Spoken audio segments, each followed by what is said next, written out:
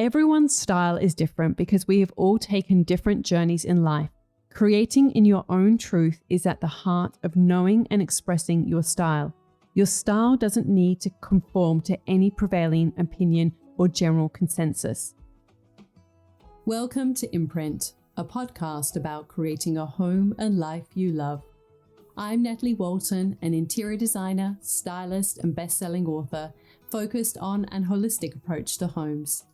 Each week, I'm sharing insights and interviews about the creative process to help you enhance both your interiors and well-being, as well as provide you with the tools and resources to make considered and sustainable choices with all that you create.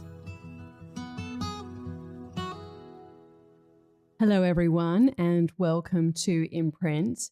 I'm looking forward to sharing a slightly different kind of podcast with you today, a slightly different topic, a slightly different type of idea. And it's something that I've been observing and really noticing show up in interiors, in the spaces that people are creating in their homes, in the types of products that people are creating, in the brands that are the type of content that they're sharing on Instagram. I'm noticing it as well with interior designers and where their work is going. And I wonder if you have noticed this too. So I am kind of tentatively calling this episode, Is This the Age of Radical Beauty?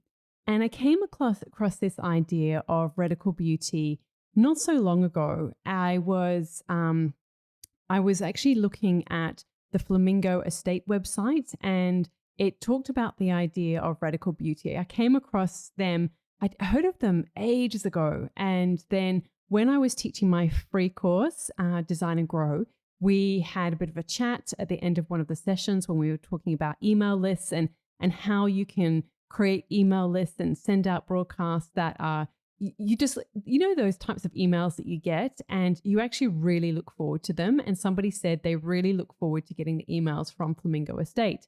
And so, of course, I just had to go and have a look because I actually really enjoy when somebody has put the time and effort into crafting a really thoughtful email. And, it can just be really inspiring. It can be that little element in your week where you really look forward to, maybe not looking forward to it all week, but when you see it land in your inbox, you really look forward to opening it and reading it. And so I was very curious about that. And when I did a little bit of digging, because I love looking at, what are different people out there, different creatives, how are they showing up? How are they talking about their products? How are they talking about themselves in relation to their products? How are they positioning themselves?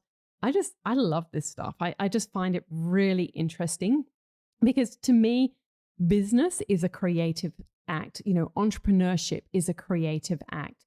And I love it when creatives step into this realm because how can we show up and connect with people in a way that is true to who we are, but it is engaging, and it also, though, ticks the boxes of, you want to get people to get excited about your brand. You want to get people to get excited about your product or services. So I really love looking to see who is doing what, particularly leaders in the space and their approaches and their strategies. And I've just been percolating on this idea of radical beauty. And it's something that really excites me. And the reason that I think that this is the case is that, as we all know, we live in a time where we are bombarded with images. And it's, in many ways, just doing something, the old school way of doing things just doesn't cut through and it just doesn't resonate with people. And I feel like it's really pushing people to dig deep and really get even more creative. Like, how can we push the creative envelope with what we put out there? Because if we want it to stand out, if we want it to connect with people, then we really need to create images, create spaces that are really compelling, really exciting and enticing. And so I think that in many ways, this idea, like I said, that I'm kind of coining as the age of radical beauty, I think it is a response to the incredible amount of saturation that we have with images online. And I do think we have had a big period of minimalism and simplicity in spaces. And that will always, for me, I know, definitely have a place in my heart because that is where I feel personally grounded. But I'm curious and I'm exploring this idea within myself of, is this idea of radical beauty, is this something that I want to embrace in my own interiors, in my own work? And it's a really interesting question. And I would love to hear from you. For those of you who are listening to this, send me a message on Instagram at Natalie Walton. Send me a DM or maybe even put a comment in the comment section of this particular episode. And I think what is happening is that there is a bit of a movement away from white on white interiors. And I feel like people are craving more layers. They're craving more depth, craving more intimacy. And people are really wanting to express and also showcase their personalities in their spaces, which I think is a good thing. I mean, I have always been about that, about, being that your home should represent who you are in a very, in a very real and genuine way. And I've also noticed that there's very much feels a movement that the past is coming into the present and moving into the future in terms of referencing different types of interior designers from the past. So I have noticed more and more, and I'm curious if you have too, that people who are interior designers, particularly those who have quite large followings on social media, they are really trying to, and consciously or not, but I've noticed that there has been an amplification of separating themselves from the crowd in terms of showing their level of knowledge, industry insight, and expertise when it comes to, knowing about the history of design, knowing about designers of the past, referencing slightly more obscure designers that haven't been referenced in more recent times. I mean, there was been a big movement over the past 3 to 5 years of, the Mario Bellini sofas from the 1970s and the kind of the whole Italian design movement from the 1970s has had a massive resurgence over the past couple of years. And you would be familiar with that sofa that is everywhere. And, people are, the Bomboli as well. There's like 3 or 4 sofas that have been used in many projects over the past few years. And I feel like now there is a bit of a movement. As much as it's like a seesaw, you get a heavy weight on a particular thing, and then it starts to tip the other way once that point reaches that saturation. And so now I'm hearing people reference interior designers such as Jean-Michel Franck and designers from the 1930s and the 1940s. So it's really interesting to see this progression within the interior design world, how there's this movement away from white on white towards this depth and warmth within spaces, and really noticing dark woods, deep colors.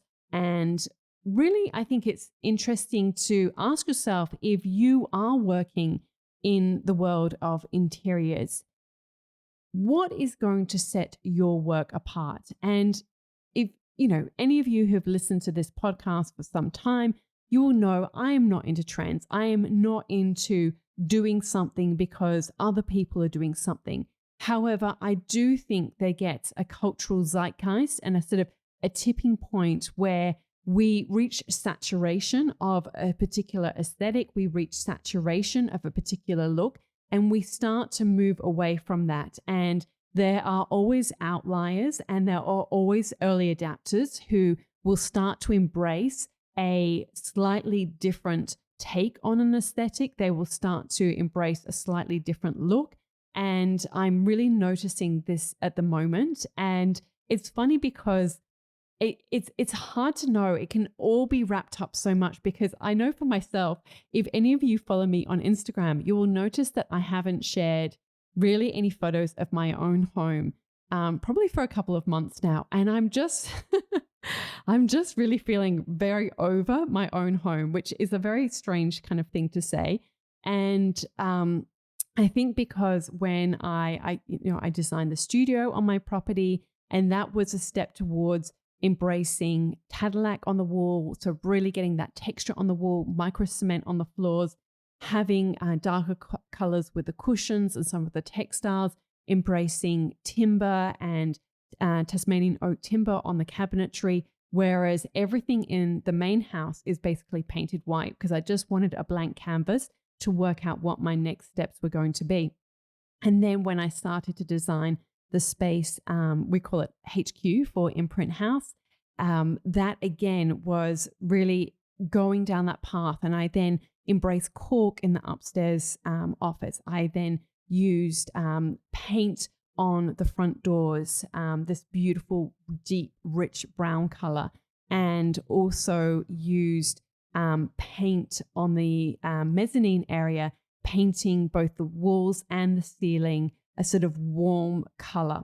And again, the office is very warm and sort of got layers of depth and texture. And that has been something that I've been craving within spaces. And I do think that what is happening in the world, what is happening in the economy, these things are so often tied to changes in technology and changes in the way that we want to create our spaces. And I don't think that that is a bad thing.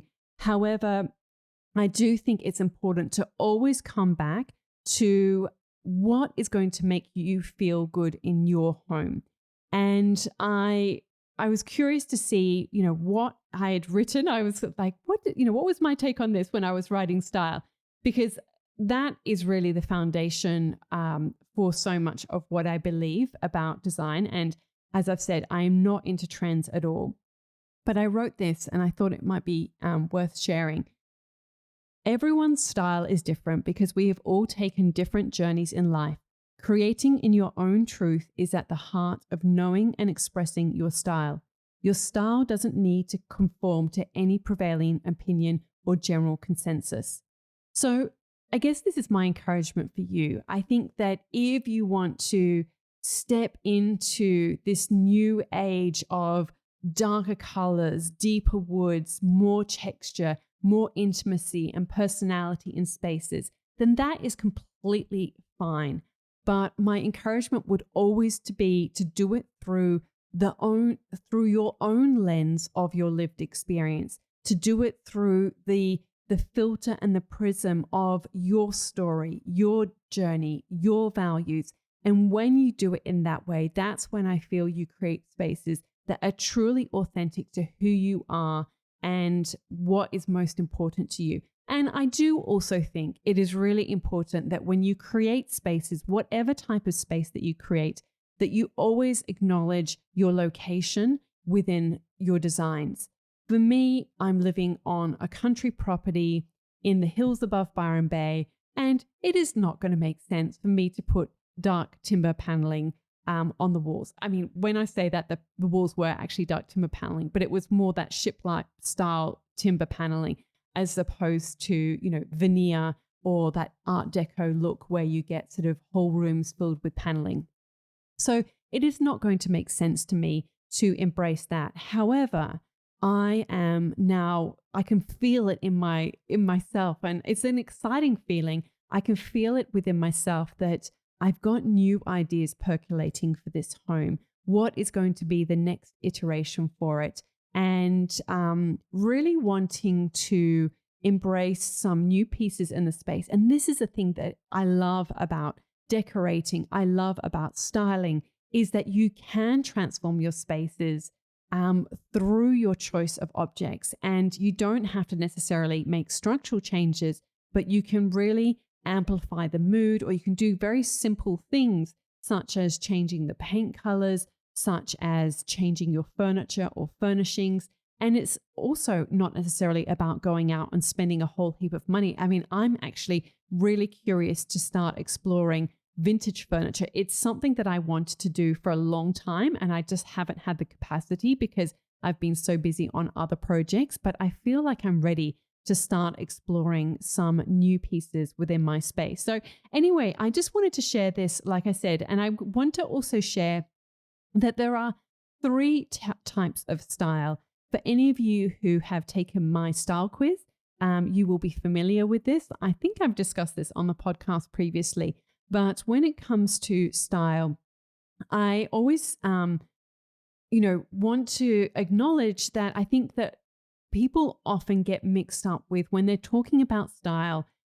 Your personal style is very different to a decorating style or a decorative style. So Art Deco or modern farmhouse is not your personal style. That is a style that is rooted in a particular period. It is rooted in a particular design aesthetic.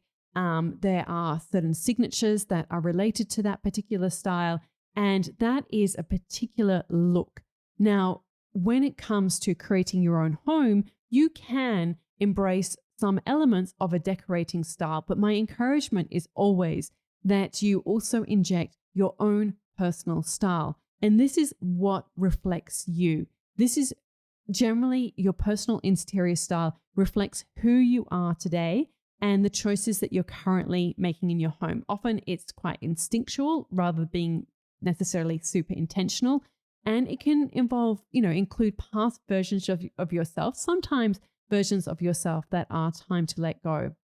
And there sometimes are those comfortable choices. And I feel like that's where I'm at right now, is that I have in my home some choices that are very comfortable, but as a creative, I want to stretch myself. I want to push myself. I want to explore my creativity. And I've always said, that our homes are our laboratories. They are such a great place to explore our creativity.